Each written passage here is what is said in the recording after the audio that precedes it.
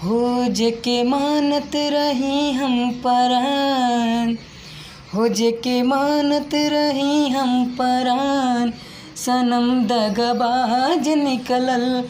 हो जेके मानत रही हम परान, सनम दगबाज निकलल। मोर जिंदगी हो गइल सुनसान, हो मोर जिंदगी हो गइल शमशान, सनम दगबाज निकलल।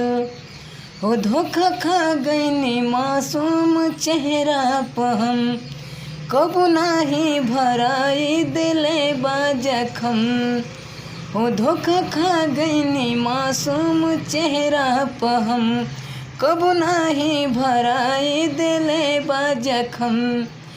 जे पे छिड़कत रही हम जान, हो जे पे छिड़कत रही हम जान, सनम दगबाज निकलल।